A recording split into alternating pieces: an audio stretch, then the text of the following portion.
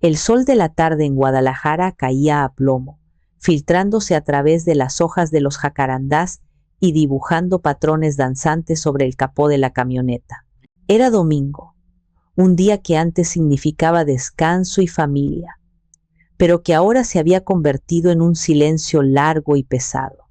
Ricardo, mi esposo, desde hacía 35 años, había cancelado nuestros planes de ir a Chapala a última hora. Una junta imprevista. Elisa, lo de siempre, me había dicho por teléfono, su voz sonando lejana y desinteresada. Así que allí estaba yo, con un balde de agua jabonosa y una esponja en la mano, tratando de lavar la decepción bajo el pretexto de limpiar su vehículo. El interior olía a él, una mezcla de su loción cara y el aroma a cuero de los asientos. Era un olor que antes me reconfortaba, que significaba hogar. Ahora me parecía el perfume de un extraño. Comencé por el lado del conductor, aspirando las alfombras, limpiando el polvo del tablero. Todo era metódico, un ritual para mantener mis manos ocupadas y mi mente en silencio. Cuando pasé al lado del pasajero, me incliné para aspirar debajo del asiento. Mis dedos, buscando el borde de la alfombra, rozaron algo. Era un cilindro de plástico, liso y frío.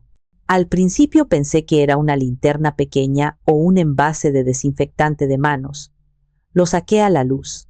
El mundo pareció detenerse. El canto de los pájaros se desvaneció. El calor de la tarde se disipó. En mi mano sostenía un tubo de lubricante personal. Era blanco y azul, con letras clínicas y una marca que nunca había visto en mi vida. El tapón estaba ligeramente flojo y una pequeña cantidad de residuo seco y pegajoso se adhería a la boquilla.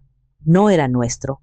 En los últimos años, la intimidad entre Ricardo y yo se había vuelto un recuerdo lejano, un fantasma que ambos evitábamos nombrar.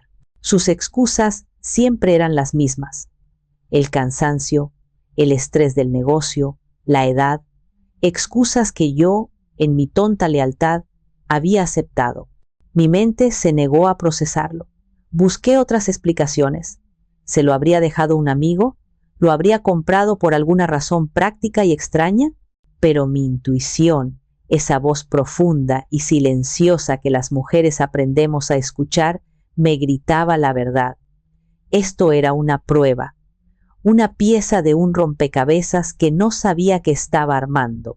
Sentí un frío glacial recorrer mi espalda, a pesar del sol abrasador. Miré hacia la casa, nuestra casa, la que habíamos construido juntos, la que yo había llenado con el aroma de pan recién horneado y el sonido de la risa de nuestro hijo Javier. De repente, se sentía como un escenario, un decorado para una obra en la que yo era la única que no conocía su papel. Mis manos no temblaban, estaban quietas, heladas. Con una calma que me asustó, volví a colocar el tubo exactamente donde lo había encontrado, empujándolo un poco más adentro bajo el riel metálico del asiento. Cerré la puerta del pasajero con un suave clic. Terminé de limpiar el exterior de la camioneta, mis movimientos ahora mecánicos, robóticos. Cada pasada de la esponja sobre el metal era un intento de borrar la imagen del tubo de mi mente, pero no se fue. Se quedó allí, grabado en mi memoria. Un pequeño cilindro de plástico blanco y azul que acababa de abrir una grieta irreparable en los cimientos de mi vida. No dije nada. El silencio se convirtió en mi santuario y en mi arma. Ese tubo de lubricante no fue el principio de nada. Fue, más bien, la pieza final que iluminó una galería entera de desprecios y humillaciones que yo había estado coleccionando sin darme cuenta. Mi vida con Ricardo y mi hermana Valeria se había convertido en un museo privado de dolor, y yo era la única visitante. El recuerdo más nítido era de hacía apenas 2 meses, en mi propio cumpleaños número 58. Había insistido en celebrarlo con una cena íntima en casa. Javier, mi hijo, estaba de guardia en la estación de bomberos, así que solo éramos Ricardo, Valeria y yo. Había pasado todo el día cocinando los platillos favoritos de Ricardo, esos que aprendí de su madre. La casa olía a mole y a amor. Valeria llegó tarde, como siempre, envuelta en un vestido de seda que costaba más que el sueldo de un mes de mis empleados. En su muñeca brillaba un bolso de diseñador. ¿Te gusta, hermanita?, me dijo, girando para que lo admirara. Ricardo insistió. Dice que merezco un capricho de vez en cuando. Sentí una punzada, no de envidia por el bolso, sino por la facilidad con la que mi esposo le concedía caprichos a ella, mientras que a mí me cuestionaba cada inversión para las pastelerías. Durante la cena, Ricardo dominó la conversación. Habló de un nuevo contrato que él había conseguido con una cadena de hoteles de lujo. Usaba el yo constantemente. Yo negocié, yo les convencí. La verdad era que la dueña de la cadena hotelera era una vieja amiga mía, una mujer que amaba mis pasteles desde que vendía rebanadas en un pequeño local del centro. Yo había cultivado esa relación durante años. Ricardo solo había ido a firmar los papeles. Elisa es la artista, pero yo soy el cerebro, dijo Ricardo, levantando su copa de vino en un brindis burlón. Sin mí, seguiría vendiendo polvorones en la calle. Valeria se rió, una risa aguda y cómplice. Es verdad, siempre has sido la soñadora, Elisa. Menos mal que tienes a Ricardo para mantener los pies en la tierra. Me quedé en silencio, removiendo el mole en mi plato. El sabor, que antes era una celebración, ahora se sentía como ceniza en mi boca. Ellos eran un equipo, y yo era el tema de sus bromas. Me sentía como una extraña en mi propia fiesta, una empleada cuya única función era cocinar y sonreír. Mi éxito, el imperio de Dulce Corazón, con sus 12 pastelerías por todo Jalisco, era reducido a un simple pasatiempo, a un sueño de niña que un hombre real había convertido en negocio, y así había sido durante años. En las reuniones familiares, mis logros eran mencionados de pasada, mientras que el más mínimo logro de Valeria, un curso de yoga, un viaje a la playa, era celebrado como un hito. Mis padres, antes de fallecer, siempre la habían favorecido. Ella era la bonita, la encantadora, yo era la trabajadora, la responsable. Un papel que yo había aceptado sin quejarme, creyendo que el trabajo duro y la decencia al final serían reconocidos. ¡Qué equivocada estaba! Esa noche de mi cumpleaños, cuando recogía los platos sucios de la mesa, escuché sus risas desde el salón. No eran risas de cuñados. Eran las risas de 2 personas que compartían un secreto, un mundo al que yo no tenía acceso. Ahora, con la imagen del tubo de lubricante en mi mente, todas esas escenas, todas esas palabras hirientes, cobraban un nuevo y terrible sentido. No eran simples faltas de respeto, eran pistas, eran las pinceladas de un retrato de traición que había estado colgado frente a mí todo el tiempo, y yo, ciega, me había negado a verlo. El descubrimiento en la camioneta fue como una llave que abrió una puerta en mi mente, una puerta a una habitación oscura que siempre había sospechado que existía, pero que nunca me había atrevido a explorar. A partir de ese día, empecé a ver las cosas de manera diferente. Los detalles que antes ignoraba, ahora brillaban como luces de neón en la oscuridad de mi negación. El olor fue lo primero. Siempre había sido sensible a los olores, un rasgo útil en mi profesión. De repente, empecé a notar un perfume persistente en las camisas de Ricardo cuando las recogía para lavarlas. No era el mío, un aroma suave a rosas y vainilla que usaba desde hacía décadas. Este era un perfume floral, intenso y dulzón, casi vulgar. Un día, al entrar Valeria en la cocina para pedirme dinero prestado, el mismo aroma la envolvió como una nube. Se me heló la sangre. Le pregunté qué perfume usaba. «Oh, uno nuevo que me regaló un admirador», respondió con una sonrisa coqueta, sin mirarme a los ojos. Mi corazón dio un vuelco doloroso. Luego estaba el teléfono. Ricardo, que siempre había sido un hombre poco tecnológico, de repente se volvió inseparable de su celular. Lo llevaba consigo a todas partes, incluso al baño. Le puso una contraseña, algo que nunca antes había hecho.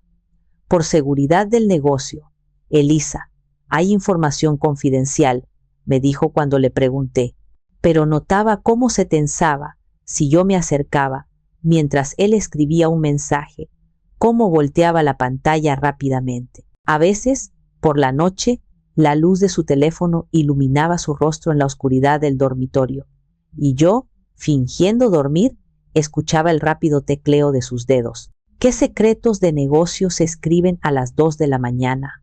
Y el dinero. Siempre habíamos tenido una cuenta conjunta para los gastos de la casa, y yo rara vez la revisaba, confiando ciegamente en él. Empecé a hacerlo. Descubrí retiros de efectivo en cajeros de zonas de la ciudad que él no frecuentaba. Vi cargos en restaurantes caros y boutiques de lujo que no eran para mí. Un cargo en particular me llamó la atención. Una joyería en Tlaquepaque una semana antes de mi cumpleaños. El día de mi cumpleaños, Ricardo me había regalado un simple ramo de flores del supermercado. Recordé el bolso nuevo de Valeria. La verdad era tan obvia que dolía. Una tarde, mientras buscaba unos documentos en su estudio, encontré un extracto de tarjeta de crédito que se le había caído detrás del escritorio. Era de una tarjeta que yo no conocía. Los cargos eran aún más alarmantes. Noches de hotel en Tapalpa, cenas para dos en lugares románticos, vuelos a Puerto Vallarta, fechas que coincidían con sus supuestos viajes de negocios. Cada descubrimiento era como un pequeño martillazo en el cristal de mi matrimonio. Al principio, las grietas eran finas, casi invisibles, pero pronto se extendieron, cruzándose unas con otras, hasta que la estructura entera amenazó con hacerse añicos. Me sentía como una detective en mi propia vida, buscando pistas de un crimen que ya había sido cometido y del que yo era la única víctima inconsciente. La negación es una fuerza poderosa. Una parte de mí todavía quería creer que había una explicación lógica, que estaba imaginando cosas, que el estrés me estaba volviendo paranoica. Pero la evidencia era abrumadora, un coro de voces silenciosas que susurraban la misma palabra: traición. La acumulación de secretos y mentiras me estaba ahogando. El aire en mi propia casa se sentía espeso, irrespirable. La sonrisa que le ofrecía a Ricardo cada mañana era una máscara pesada, y la comida que preparaba para él me sabía a veneno. Una noche decidí que no podía más. Necesitaba un vestigio de la verdad, una pizca de la intimidad que habíamos perdido, o al menos una confrontación que rompiera la insoportable tensión. Ricardo había llegado tarde, como de costumbre, oliendo a ese perfume ajeno que ya se había vuelto una tortura familiar. Se quitó la corbata como si fuera una soga y se dejó caer en el sofá. «Día duro», murmuró, sin mirarme. «Siempre son días duros, Ricardo», respondí, mi voz más firme de lo que esperaba. Esa noche me puse el camisón de seda que él me había regalado en nuestro 20º aniversario, un fantasma de una época en la que aún me miraba con deseo. Me acerqué a él en la cama, puse una mano en su pecho. Su cuerpo se tensó al instante. «Estoy cansado, Elisa», dijo. Su voz un murmullo áspero contra la almohada. «Tengo mucho estrés del trabajo». «Yo también estoy cansada, Ricardo», susurré, acercándome más. «Estoy cansada de esta distancia. ¿Qué nos pasa?». Se apartó bruscamente, dándome la espalda. «Por favor, no empieces con tus dramas. Solo quiero dormir». La palabra dramas fue como una bofetada. Mis miedos, mi soledad, mi dolor, todo reducido a un simple drama. La imagen del tubo de lubricante blanco y azul brilló en mi mente. La fatiga que sentía no era para mí, no era por el trabajo. Era para otra persona. La energía, el deseo, la intimidad, todo se lo estaba dando a alguien más. Me quedé inmóvil en la oscuridad, escuchando cómo su respiración se convertía en los ronquidos profundos de un hombre con la conciencia tranquila. La frialdad de su rechazo fue la confirmación final. Me levanté de la cama, mis pies descalzos fríos sobre el suelo de madera. Fui a la cocina. La luna llena iluminaba el espacio, proyectando sombras largas y fantasmales. Por puro instinto, mis manos buscaron consuelo en lo único que nunca me había fallado: la masa. Saqué harina, agua, levadura. Comencé a amasar sobre la encimera de mármol. Empujaba la masa con la base de mis palmas, una y otra vez, un ritmo hipnótico. Pero esa noche, la masa no me trajo paz. Con cada movimiento, la imagen de Ricardo con Valeria aparecía en mi mente, sus risas en mi cumpleaños, el bolso caro, el perfume, el lubricante. Cada recuerdo era un golpe, y mis manos lo transferían a la masa.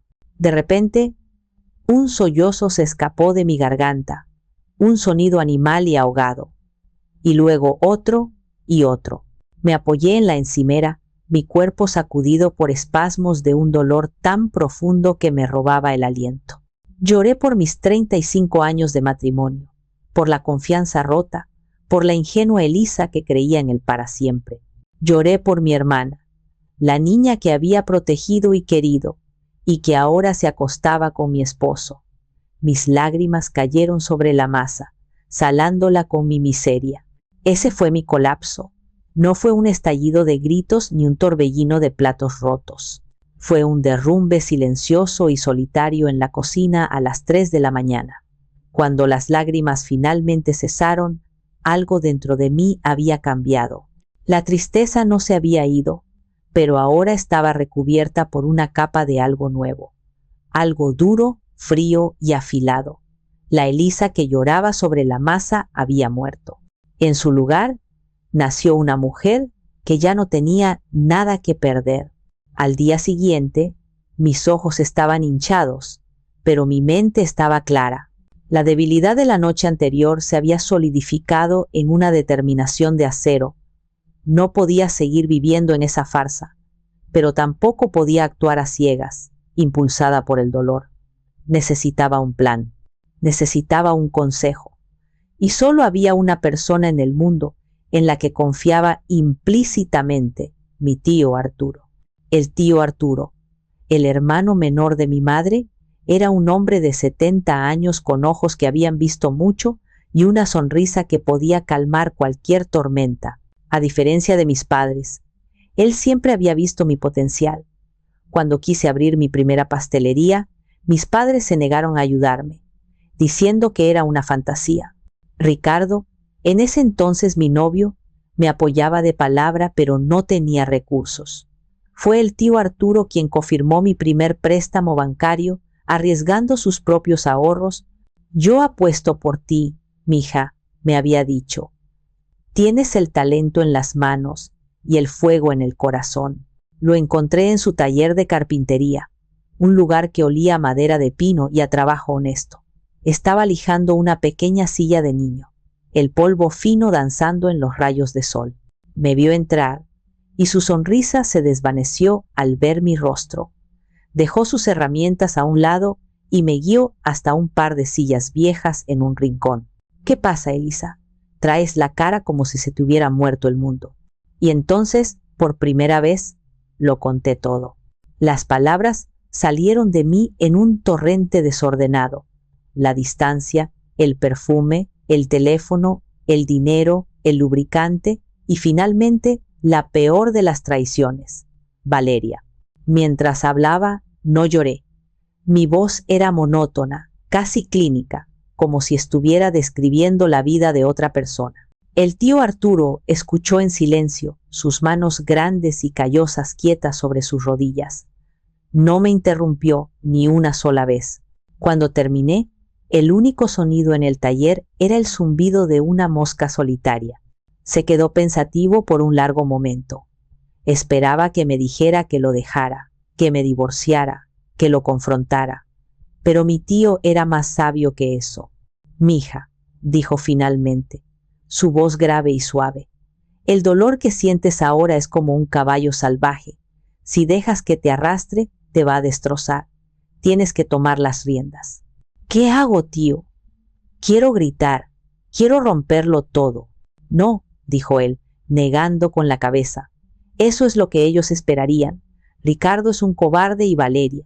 Valeria siempre ha sido débil, siempre ha codiciado lo que no es suyo. Si actúas con rabia, les darás el poder. Te harán ver como la loca, la histérica. Se inclinó hacia adelante, sus ojos fijos en los míos.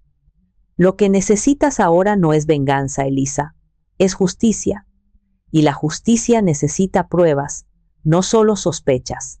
Necesitas saber exactamente a qué te enfrentas. Cada mentira, cada secreto.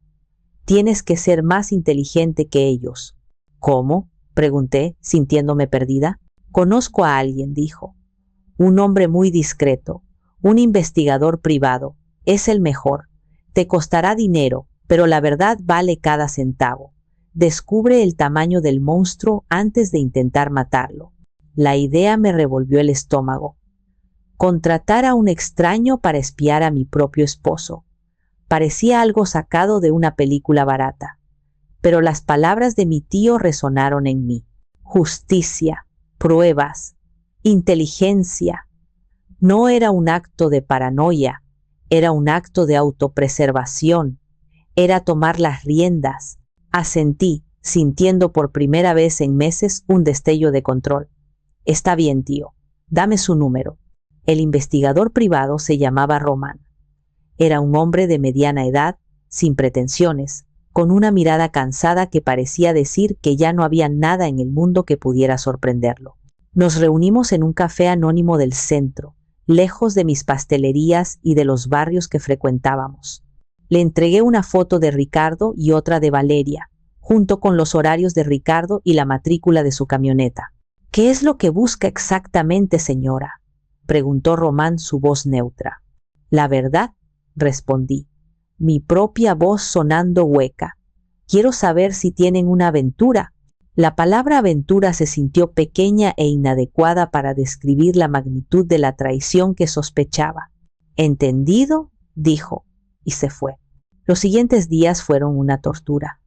Cada vez que sonaba mi teléfono, mi corazón saltaba. Cada vez que Ricardo llegaba a casa, yo buscaba en su rostro alguna señal de culpa, pero solo encontraba la misma indiferencia de siempre. Seguí con mi rutina, horneando pasteles, gestionando pedidos, sonriendo a los clientes. Nadie podría haber adivinado la tormenta que se desataba dentro de mí. Me sentía como una actriz en el escenario de mi propia vida, representando el papel de la esposa feliz y la empresaria exitosa. Una semana después, Román me citó en el mismo café. Esta vez, traía un sobre grande y manila. Lo deslizó sobre la mesa hacia mí. Estaba delgado, pero se sentía increíblemente pesado en mis manos. Creo que esto es lo que buscaba, dijo suavemente, y quizás algo más. Esperé hasta llegar al estacionamiento, dentro de la seguridad de mi propio auto, para abrirlo. Mis manos temblaban tanto que apenas podía rasgar el papel. Dentro había una serie de fotografías en papel brillante y un pequeño dispositivo USB. Saqué las fotos primero.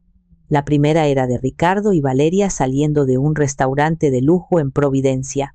Él le rodeaba la cintura con el brazo. La segunda era de ellos, riendo en un bar, sus cabezas juntas, íntimas. Y luego, la tercera, la que me robó el aliento y me partió el corazón en dos. Estaban de pie, junto a la camioneta de Ricardo, bajo la luz anaranjada de una farola, y se estaban besando. No era un beso de cuñados, no era un beso amistoso, era un beso profundo, apasionado, desesperado. La mano de Ricardo estaba en el cuello de Valeria, sus dedos enredados en su cabello. La mano de ella estaba en su pecho. Era la imagen de dos amantes que no podían tener suficiente el uno del otro. Un sonido gutural escapó de mis labios. El dolor fue físico, una puñalada en el centro de mi pecho. Verlo era 1000 veces peor que imaginarlo. La traición ya no era una sospecha, era una realidad impresa en papel fotográfico. Mi esposo y mi hermana, me obligué a mirar las otras fotos. Había más. Entrando en un hotel boutique en Tlaquepaque, un lugar conocido por su discreción y sus habitaciones por horas, saliendo a la mañana siguiente despeinados pero sonrientes. Cada foto era un clavo más en el ataúd de mi matrimonio. Me quedé allí sentada, en el silencio de mi auto, durante lo que pareció una eternidad. El mundo exterior seguía su curso. Los autos pasaban, la gente caminaba, el sol se ponía. Pero mi mundo se había detenido, congelado en esa imagen de un beso robado. La tristeza era tan inmensa que amenazaba con consumirme. Quería gritar, romper las fotos en 1000 pedazos, llamar a Ricardo y exigir una explicación. Pero entonces recordé las palabras del tío Arturo. Toma las riendas. Esto no era el final, esto era solo el principio. Con manos temblorosas guardé las fotos de nuevo en el sobre. Aún quedaba el dispositivo USB. ¿Qué más podría ver? ¿Qué más necesitaba saber? Con un sentimiento de pavor y una determinación sombría, conduje a casa para descubrirlo. Esa noche, esperé a que la casa se sumiera en el silencio. Ricardo roncaba suavemente en nuestra cama, un sonido que ahora me parecía grotesco, el ruido de una bestia satisfecha. Fui a mi pequeño estudio, la única habitación de la casa que sentía verdaderamente mía, y cerré la puerta. El dispositivo USB que Román me había dado se sentía frío y pesado en mi mano. Lo conecté a mi computadora portátil. Solo había un archivo de audio. Me puse los auriculares, aislándome del mundo, y le di al play. Al principio, solo se oían los ruidos del interior de un auto. El motor, la radio a bajo volumen, el tráfico de la ciudad. Luego, escuché la voz de Ricardo, y mi estómago se contrajo. Y después, la de ella, la voz de mi hermana, Valeria. Estaban alegres, relajados. Hablaban de la cena que acababan de tener. Se reían. La intimidad en sus voces era palpable, una daga que se retorcía en mi oído. ¿Y la vieja pastelera, qué tal?, preguntó Valeria de repente. Su tono era burlón, cruel. La vieja pastelera. Así me llamaba. La mujer que le había pagado las deudas, que la había acogido en mi casa, que la había tratado como a una hija. Escuché a Ricardo reír. Una risa profunda, genuina, una que yo no había escuchado dirigida hacia mí en años. Trabajando, como siempre. Ni se entera de nada, respondió. La arrogancia en su voz era asfixiante, pero lo que vino después fue lo que realmente me destrozó, lo que mató cualquier ápice de piedad o duda que pudiera quedar en mí. La conversación cambió de tono, volviéndose más seria, conspiradora. ¿Hablaste con el notario?, preguntó Ricardo. Sí, respondió Valeria. Dice que todo está listo. Solo necesita los últimos estados de cuenta de la empresa y la copia de la firma de Elisa, la que conseguiste del poder notarial viejo. Dice que con eso puede hacer que el traspaso parezca legítimo. Mi respiración se detuvo. ¿Traspaso? ¿De qué estaban hablando? Perfecto, dijo Ricardo. En cuanto tengamos el control de la sociedad, empezamos a liquidar los locales menos rentables, el de Zapopan y el de Tonalá. Con ese dinero nos podemos dar unas buenas vacaciones, mi amor. Un mes en Europa. ¿Qué te parece? Me parece que ya era hora, dijo Valeria con voz melosa. Después de todo lo que he tenido que aguantar, merezco un poco de lujo. Y tú también, Ricardo. Has vivido demasiado tiempo a la sombra de la santa patrona de los pasteles. Seguían hablando, planeando la destrucción de mi vida con la misma facilidad con la que se pide un café. Hablaban de vender mis recetas, de despedir a mis empleados más leales, de cómo manejarían el dinero una vez que Dulce Corazón fuera suyo. No solo estaban teniendo una aventura, no solo me estaban robando, estaban planeando borrarme, aniquilar el trabajo de mi vida, mi legado, todo por lo que había luchado, todo lo que había construido con mis propias manos, con sudor y lágrimas, para financiar sus vacaciones.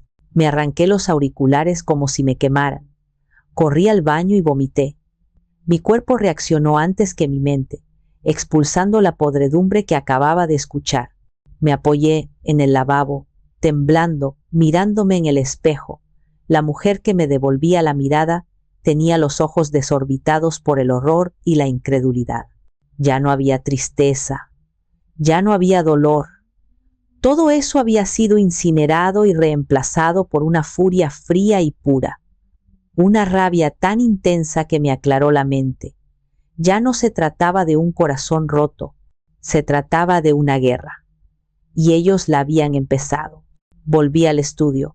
Con manos firmes, guardé una copia del archivo de audio en un disco duro externo. Escuché la grabación una vez más, pero esta vez sin emoción. Era una analista, una estratega, estudiando a mi enemigo. Cada palabra, cada risa, cada plan, se grabó en mi cerebro. Ellos habían firmado su sentencia de muerte. Y yo, la vieja pastelera, sería su verdugo. La rabia es un combustible poderoso. Durante los días siguientes me moví con una energía y una claridad que no había sentido en años. El dolor seguía ahí, un nudo sordo en el fondo de mi pecho, pero la furia lo mantenía a raya. Me concentré en un único objetivo, la justicia, una justicia a mi manera.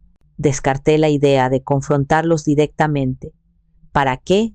Lo negarían todo, me llamarían loca, usarían mis emociones en mi contra.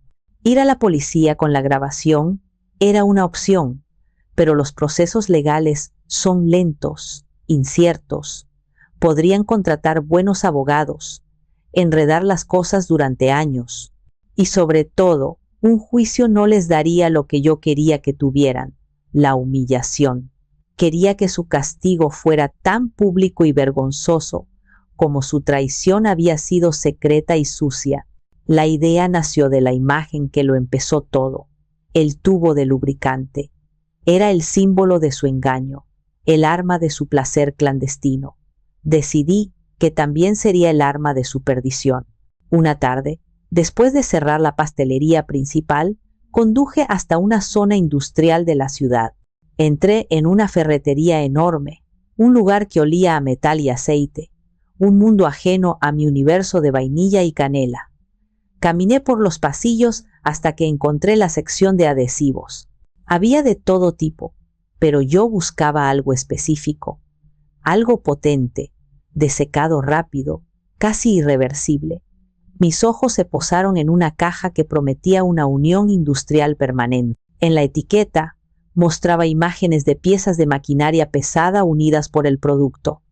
Era un adhesivo de cianoacrilato de 2 componentes, diseñado para soportar vibraciones extremas y altas temperaturas. Perfecto. Compré el adhesivo, junto con un par de guantes de látex y una pequeña jeringa de precisión. Al pagar, el hombre de la caja me miró con curiosidad. ¿Un proyecto grande, señora? ¿El más importante de mi vida? Respondí con una sonrisa que no llegó a mis ojos. En casa, esperé a que la noche cayera y Ricardo roncara. Fui a mi taller de repostería, el pequeño cuarto junto a la cocina donde experimentaba con nuevas recetas. Era mi santuario. Esa noche se convirtió en mi laboratorio de venganza. Me puse los guantes. Coloqué el tubo de lubricante y el adhesivo sobre la mesa de acero inoxidable. El contraste era casi poético. El objeto de su placer junto al instrumento de su dolor. Con la jeringa, extraje cuidadosamente el contenido del tubo de lubricante hasta vaciarlo por completo. Luego, con la misma precisión, mezclé los 2 componentes del adhesivo industrial y llené el tubo. Trabajé con la concentración de un cirujano. Cada movimiento era deliberado. Limpié la boquilla, coloqué el tapón, agité el tubo suavemente. A simple vista, era indistinguible del original. Pesaba lo mismo, se sentía igual, pero por dentro contenía una trampa pegajosa e ineludible. El plan comenzó a tomar forma en mi mente, cada pieza encajando en su lugar. No sería suficiente con que quedaran pegados. El mundo tenía que verlos. Su humillación tenía que ser un espectáculo. Y yo sería la directora de esa horrible y justa ópera. Con el tubo modificado en mi poder, solo necesitaba la oportunidad perfecta. Sabía que no podía simplemente dejarlo en la guantera y esperar. Ricardo podría descubrirlo, o podrían usarlo en algún hotel anónimo. No, el escenario de su caída tenía que ser significativo. Tenía que ser en mi casa, en nuestra cama. La profanación de mi hogar merecía un castigo en el mismo lugar del crimen. La noche siguiente, después de que Ricardo se durmiera, me deslicé fuera de la cama. Fui al garaje con el corazón latiéndome en los oídos, no por miedo, sino por una extraña y oscura excitación. Abrí la puerta de la camioneta. El aire viciado del interior me golpeó, pero ya no me afectaba. Me arrodillé en el suelo del pasajero y busqué a tientas bajo el asiento. Mis dedos encontraron el tubo original. Lo saqué y lo sostuve por un momento. Era la evidencia tangible de mi dolor, el objeto que había destrozado mi paz. Sin dudarlo, lo guardé en el bolsillo de mi bata. Luego, saqué el tubo que había preparado, el que estaba lleno de pegamento. Lo coloqué exactamente en el mismo lugar, bajo el riel del asiento, donde el original había estado. Mi mano no tembló. Mis acciones eran las de una mujer con un propósito inquebrantable. Cerré la puerta de la camioneta y volví a la casa. En el baño, tiré el contenido del lubricante original por el inodoro y me deshice del tubo en la basura exterior, enterrándolo bajo los restos de café y cáscaras de huevo. Borré toda evidencia de mi manipulación. Ahora, la trampa física estaba puesta. Solo faltaba la trampa emocional. Necesitaba que se sintieran seguros, arrogantes, invencibles. Necesitaba que bajaran la guardia por completo. Durante los días siguientes, me transformé en la esposa perfecta. Le preparaba sus desayunos favoritos. Le preguntaba por su día con una sonrisa interesada. Ignoraba las llamadas sospechosas y el perfume en su ropa. Mi docilidad pareció confundirlo al principio y luego relajarlo. Probablemente pensó que yo era demasiado tonta o demasiado débil para darme cuenta de algo. Me subestimó. Ese sería su error fatal. Le vi revisar la guantera de su auto un par de veces, como si buscara algo. Noté la sutil frustración en su rostro al no encontrarlo. Bien, que se pusiera nervioso, que lo deseara. El viernes por la noche, mientras cenábamos, le tendí el cebo. Ricardo, le dije con un suspiro cuidadosamente ensayado. He estado pensando, quizás tienes razón, he estado un poco tensa últimamente. ¿Por qué no tienes una noche de póker con tus amigos mañana? Yo puedo visitar a unas primas en Tonalá. Te vendría bien relajarte. Sus ojos se iluminaron con un brillo que trató de ocultar. Oh, no es necesario, Elisa. Pero, si insistes, sí, quizás me vendría bien. El plan estaba en marcha. Él creía que le estaba dando libertad. En realidad, le estaba dando la soga para que él mismo se ahorcara. Y yo sabía, con una certeza absoluta, que su noche de póker tendría una sola invitada, mi hermana. El sábado por la mañana anuncié mi gran jugada. Durante el desayuno, mientras Ricardo leía el periódico con aire despreocupado, dejé caer la bomba. Ricardo, me acaba de llamar Sofía, la dueña de los hoteles. Hay un Congreso Nacional de Repostería en Oaxaca que empieza mañana. Es una oportunidad de oro para hacer contactos. Quiere que vaya con ella. Serán 3 días. Levantó la vista del periódico, sus ojos brillando con un interés mal disimulado. ¿3 días? ¿Tan de repente? Sí, lo sé. Es un poco precipitado, dije, fingiendo agobio. Pero es una oportunidad que no puedo dejar pasar. Saldría mañana muy temprano y volvería el martes por la noche. Bueno, si es por el negocio, dijo, doblando el periódico con una lentitud deliberada. Claro que debes ir, Elisa. No te preocupes por nada aquí. Yo me encargo de todo. La facilidad con la que aceptó, la alegría apenas contenida en su voz, fue la confirmación que necesitaba. La casa estaría vacía. El nido estaría libre para los 2 traidores. Ese día preparé mi maleta, actuando el papel de la esposa dedicada y la empresaria ocupada. Mientras guardaba mi ropa, también preparaba el resto de mi plan. Encontré un viejo teléfono mío, uno que ya no usaba. Le cargué la batería y le instalé una aplicación de monitoreo de audio que se activaba remotamente. Lo escondí detrás de la cabecera de nuestra cama, entre los libros y un marco de fotos. El cable era casi invisible. Le dije a Ricardo que el teléfono estaba roto, que lo dejaba ahí para llevarlo a reparar a mi regreso. Luego fui a la cocina, mi santuario, mi laboratorio. Allí preparé la segunda parte de la trampa. No quería un incendio real, solo la apariencia de uno, un espectáculo de humo y pánico. Como repostera, conocía las propiedades del azúcar. Sabía que al quemarse sin control, producía un humo negro, denso y con un olor químico y acre que alarmaría a cualquiera. Tomé una sartén vieja y la cubrí con una capa gruesa de azúcar. La empapé con aceite de cocina y añadí unos cuantos trapos viejos empapados en grasa para aumentar la densidad del humo. Coloqué la sartén en el quemador trasero de la estufa. Luego, con alambre fino, manipulé el interruptor de gas del quemador para que pudiera ser activado a distancia. Había comprado un pequeño encendedor electrónico por internet, de los que se usan para fuegos artificiales. Lo conecté al interruptor y lo sincronicé con un pequeño control remoto que cabía en la palma de mi mano, una pulsación, y la estufa se encendería, prendiendo la mezcla y creando mi infierno artificial. Dejé la ventana de la cocina ligeramente entornada, lo suficiente para que el humo saliera de forma visible hacia el patio de los vecinos. Cuando terminé, mi corazón latía con una fuerza tranquila y constante. Todo estaba en su lugar. La trampa física, la trampa de vigilancia, la trampa de humo. Me sentía como una generala en la víspera de una batalla decisiva. No había miedo, no había dudas, solo una fría y absoluta certeza de que la justicia, mi justicia, estaba a punto de ser servida. El domingo por la mañana me levanté antes del amanecer. Me vestí, tomé mi maleta y me despedí de un Ricardo somnoliento y visiblemente complacido. Buen viaje, Elisa. Ten mucho cuidado, me dijo, dándome una palmadita en el hombro antes de darse la vuelta y seguir durmiendo. La condescendencia en su gesto me dio la última dosis de fuerza que necesitaba. Pero no fui al aeropuerto. Conduje unas cuantas calles y aparqué. Esperé.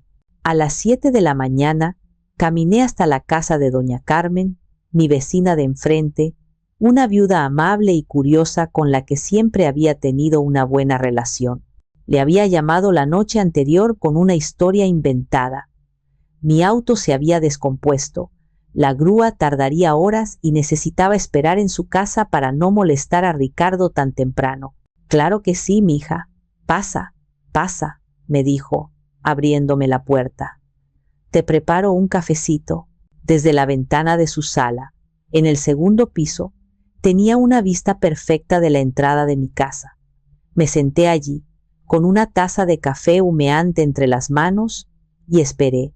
Me sentía extrañamente en calma, como la quietud que precede a la tormenta. Las horas pasaron lentamente. A las 10 de la mañana, mis sospechas se confirmaron. Un taxi se detuvo frente a mi puerta. De él bajó Valeria. Llevaba un vestido ligero y unas gafas de sol enormes, como una estrella de cine huyendo de los paparazzi. Ricardo le abrió la puerta principal. Antes de que ella entrara, él miró a ambos lados de la calle, un gesto rápido y furtivo. Luego la hizo pasar y cerró la puerta. El espectáculo había comenzado. Saqué mi teléfono, el bueno, y abrí la aplicación conectada al micrófono que había dejado en el dormitorio. Me puse los auriculares. Al principio, solo escuché sus voces lejanas desde la planta baja, el tintineo de copas, risas, luego el sonido de sus pasos subiendo la escalera. Sus voces se volvieron más claras, más cercanas. Por fin solos, escuché decir a Ricardo, 3 días enteros para nosotros. Ya era hora, respondió Valeria. Estaba harta de hoteles y de escondernos. Este es nuestro lugar, Ricardo, o pronto lo será. Sus palabras me atravesaron, pero no me permití sentir dolor. Solo observaba, escuchaba, esperaba. Entraron en el dormitorio. Escuché el descorchar de una botella de champán. Más risas. Escuché cómo ponían música suave. Y luego escuché las palabras que me confirmaron que la trampa estaba a punto de cerrarse sobre ellos. «Voy a buscar algo a la camioneta», dijo Ricardo. «Tengo una sorpresa para ti». Escuché sus pasos bajando y subiendo de nuevo. Unos segundos de silencio. Y luego la voz de Valeria llena de una falsa inocencia. «¿Qué es esto?»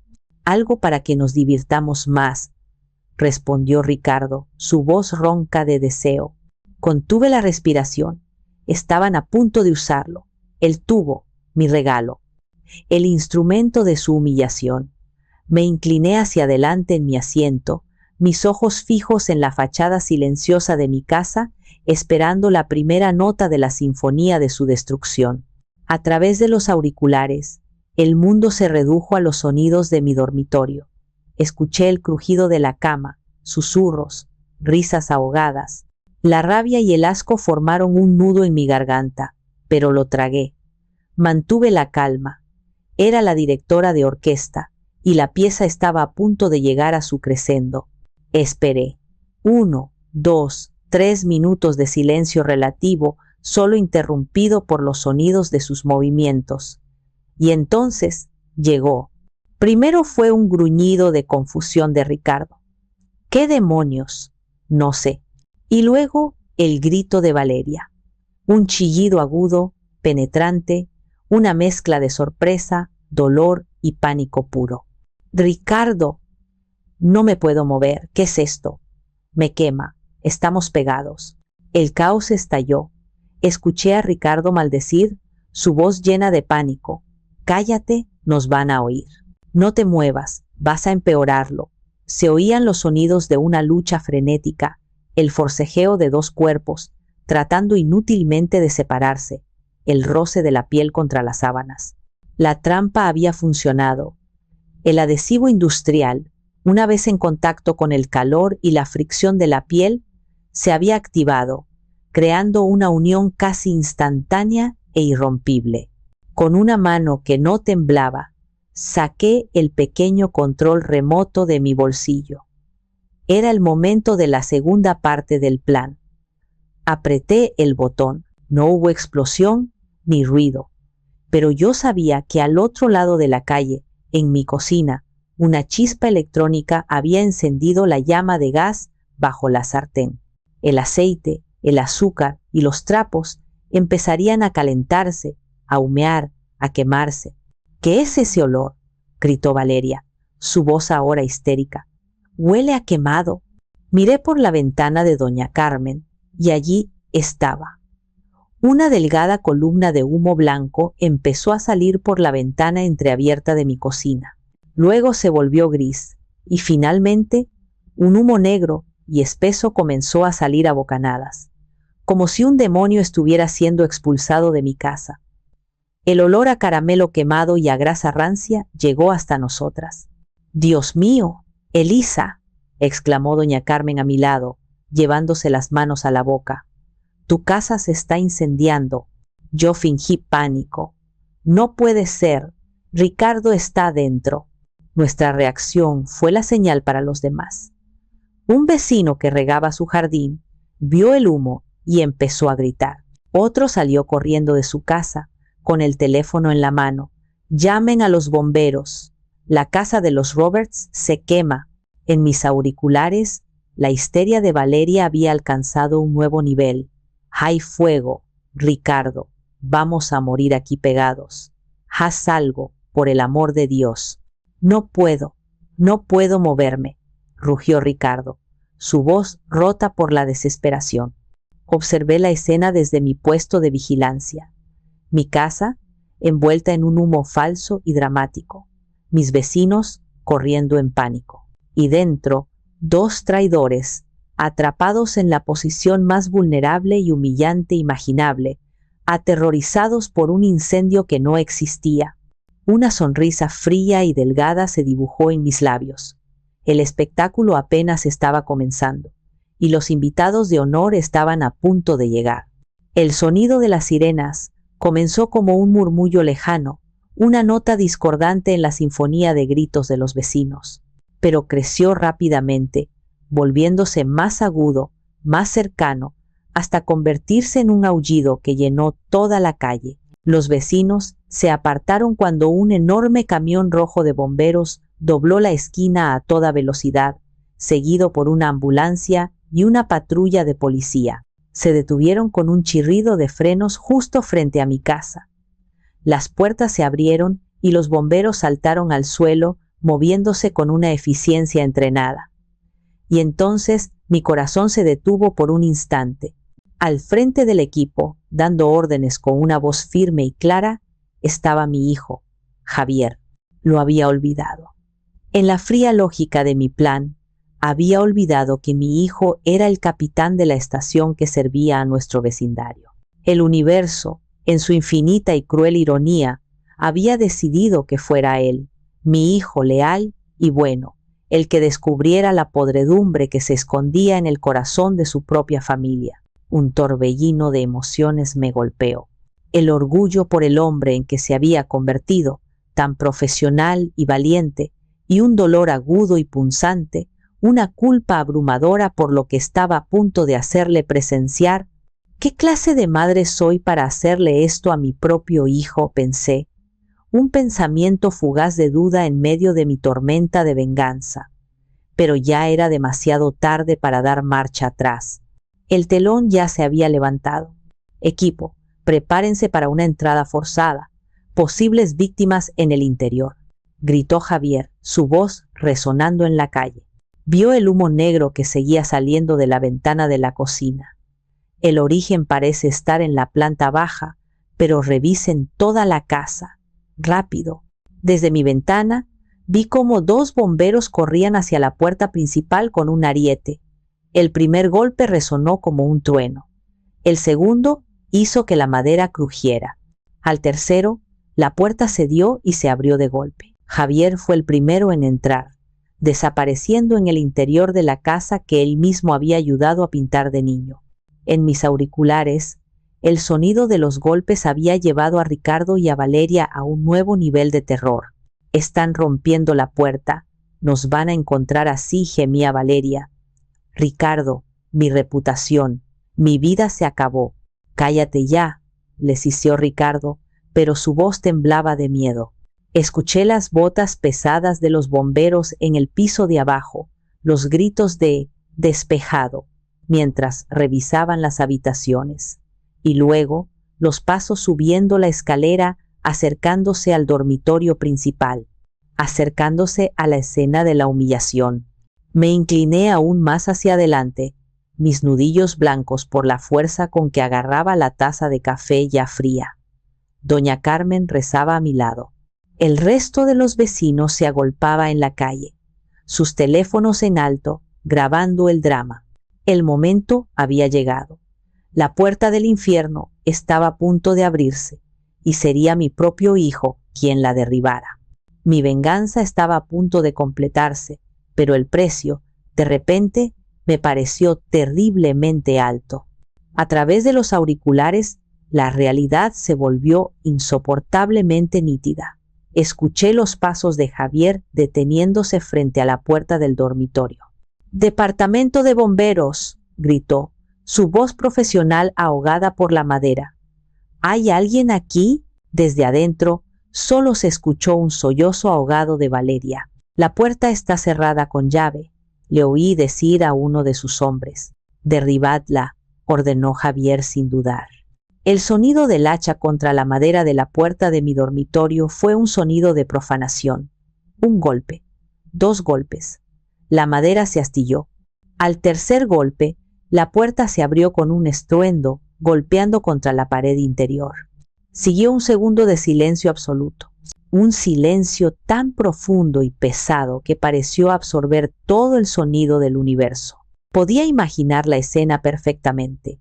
Javier y sus hombres, enmarcados en la puerta rota, sus rostros iluminados por la luz del día, mirando hacia la penumbra de la habitación, y en la cama, la visión grotesca de su padre y su tía, desnudos, entrelazados en una pose imposible, sus rostros una máscara de terror y vergüenza. El silencio fue roto por una risita nerviosa y ahogada. Un bombero joven, un novato probablemente, que no pudo contener su incredulidad. «Silencio», rugió Javier. No fue el grito de un capitán a su subordinado, fue el rugido de un animal herido, un grito que brotaba de lo más profundo de su alma rota, un intento desesperado por proteger el último vestigio de la dignidad de su familia. Escuché a Valeria empezar a llorar de nuevo, esta vez con gemidos de pura humillación. «Sáquennos de aquí, por favor», balbuceó. Ricardo, por su parte, intentó recuperar algo de autoridad. «Javier, hijo, saca a tus hombres de aquí. Cierra la puerta. Podemos explicarlo». Explicar. La voz de Javier era apenas un susurro helado, cargado de una incredulidad y un dolor que me atravesaron el corazón. ¿Explicar qué, papá? ¿Qué exactamente vas a explicar? Otro bombero entró corriendo a la habitación. «Capitán, la planta baja está asegurada. Solo era una sartén en la estufa. No hay fuego, solo mucho humo». Pero Javier no respondió. Estaba congelado, su mundo derrumbándose frente a sus ojos.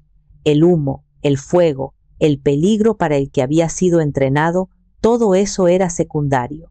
El verdadero desastre estaba en esa cama. Empecé a escuchar murmullos de los otros bomberos. Las noticias corrían como la pólvora. La escena era demasiado impactante, demasiado escandalosa para mantenerla en secreto. Me quité los auriculares. Ya no necesitaba escuchar. Podía verlo todo en las caras de los vecinos que se agolpican en la acera.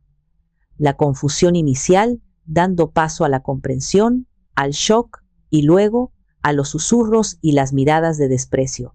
La historia se estaba escribiendo sola en ese momento, en la calle, en los teléfonos, en la memoria colectiva del vecindario.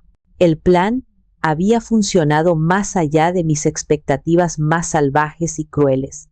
Pero al ver la silueta de mi hijo parado en la ventana del segundo piso, inmóvil como una estatua, comprendí que la explosión había tenido víctimas colaterales y la más inocente de todas era él. El protocolo, en una situación tan extraña y sin precedentes, era inexistente. Los bomberos, después del shock inicial, se retiraron del dormitorio, dejando a Javier solo con los paramédicos que acababan de llegar. La humillación, sin embargo, apenas comenzaba. Los paramédicos, profesionales pero visiblemente desconcertados, determinaron que era imposible separarlos en la casa. La unión era demasiado fuerte y cualquier intento podría causar desgarros severos en la piel. Tenían que ser transportados al hospital tal y como estaban. Y así comenzó el desfile de la vergüenza. Primero, los paramédicos trajeron una camilla especial, más ancha de lo normal.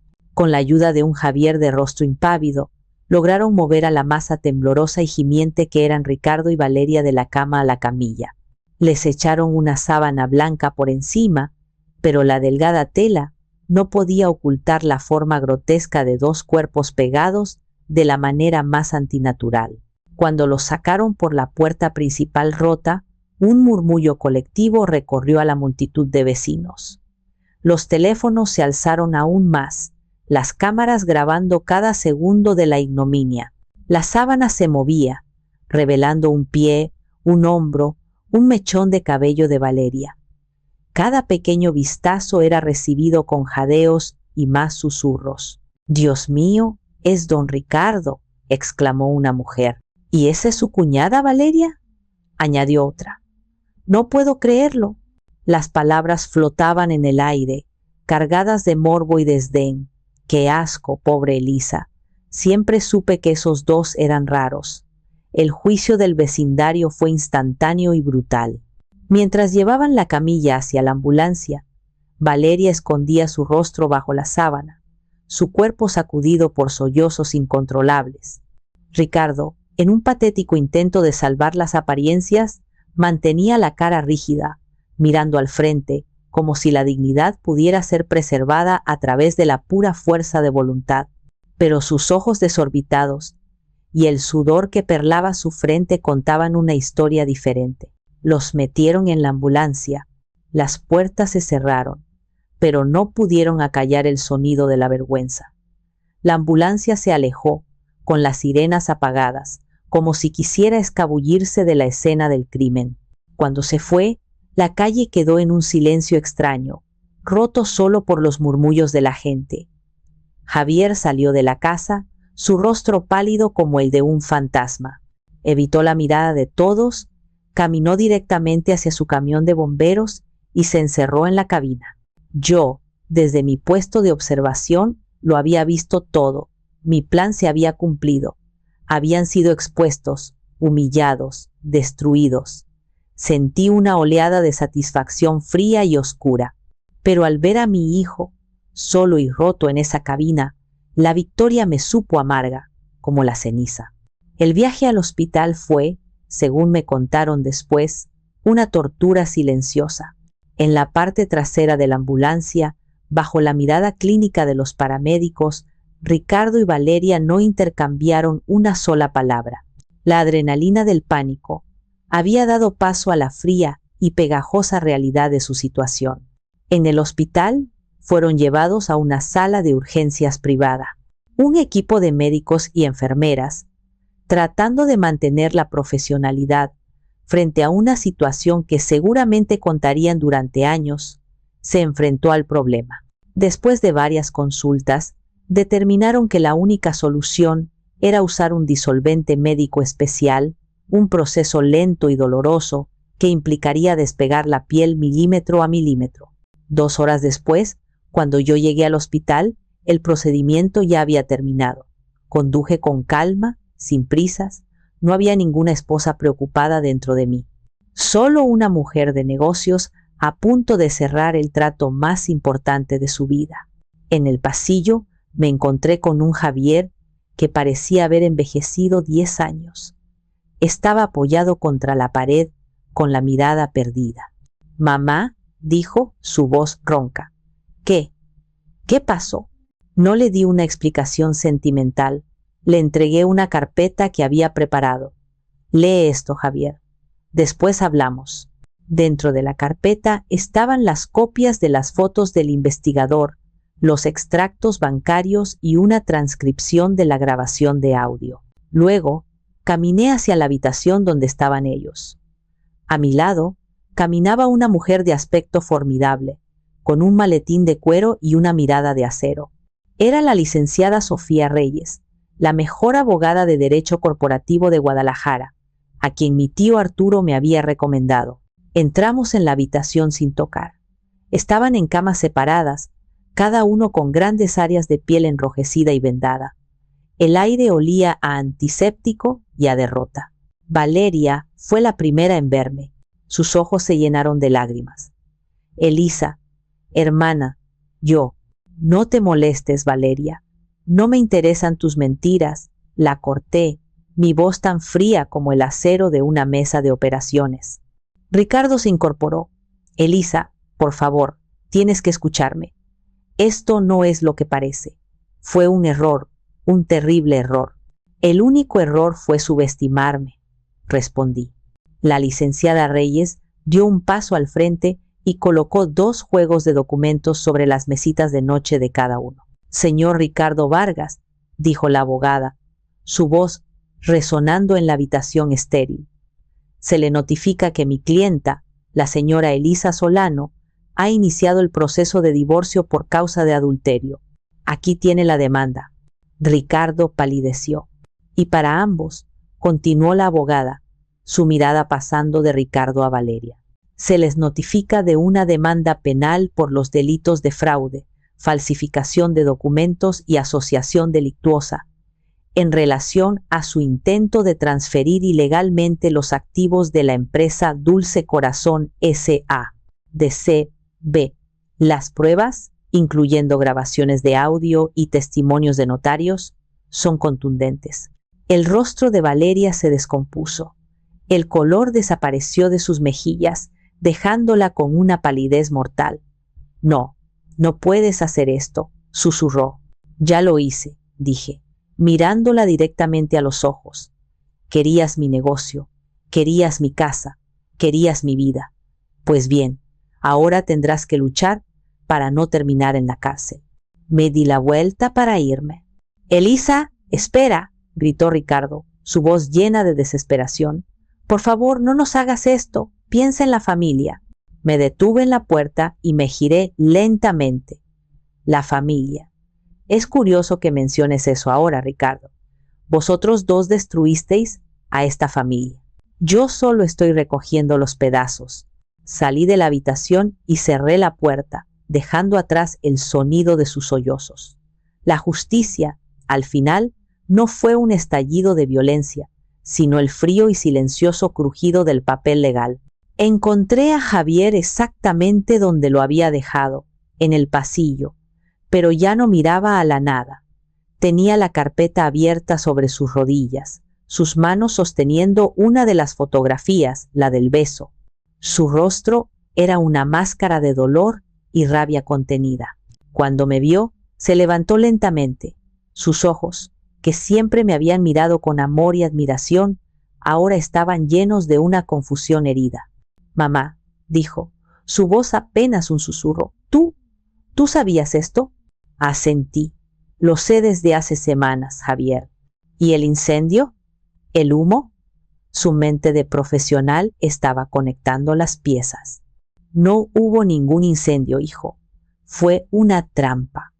Una trampa para que todo el mundo viera la clase de personas que son. Me miró y por un segundo vi un destello de reproche en sus ojos. Me usaste, mamá. Usaste a mi equipo. Sí, admití, sin apartar la mirada. Y lo siento. Siento que hayas tenido que ver eso. Ningún hijo debería ver a su padre de esa manera, pero no sabía de qué otra forma hacerlo. Estaban a punto de robarme todo, Javier, todo por lo que he trabajado. El negocio que un día será tuyo. Le señalé la transcripción de la grabación en la carpeta. Léelo, escucha lo que planeaban hacer. Escucha cómo me llaman. Se sentó de nuevo y leyó. Sus ojos recorrían las líneas. Su mandíbula se tensaba más con cada palabra. Leyó sobre el notario corrupto, sobre los planes de vender las pastelerías, sobre las vacaciones en Europa que planeaban pagar con mi dinero. Cuando llegó a la parte donde Valeria me llamaba la vieja pastelera y su padre se reía, un sollozo seco se escapó de su pecho. Cerró la carpeta con un golpe seco. Se quedó en silencio, mirando sus manos, las mismas manos fuertes que habían roto la puerta de mi casa.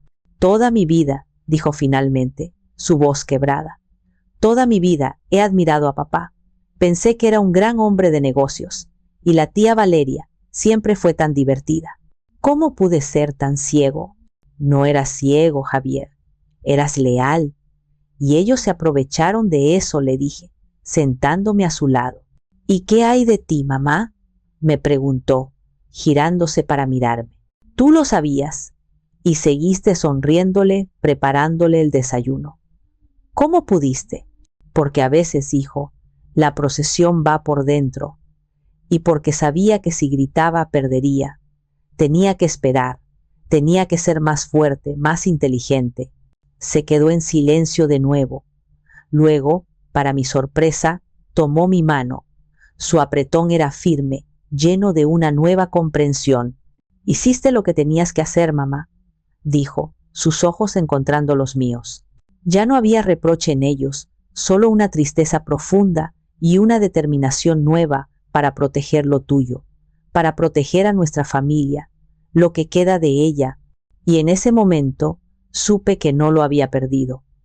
En medio de la ruina, él y yo éramos los únicos dos pilares que quedaban en pie, y juntos íbamos a reconstruir. Me levanté. Vamos a casa, Javier. Hay mucho que hacer. Él asintió. Se puso de pie a mi lado, más alto y más fuerte que nunca. Sí, mamá, vamos a casa. Los 6 meses que siguieron fueron un torbellino. El escándalo fue la comidilla de Guadalajara durante semanas. Las fotos y videos del desfile de la vergüenza se volvieron virales en los círculos locales.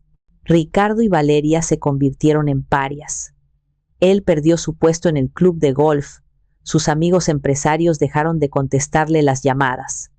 Ella se encerró en su departamento, avergonzada de salir a la calle. La demanda penal, respaldada por las pruebas irrefutables, avanzó rápidamente.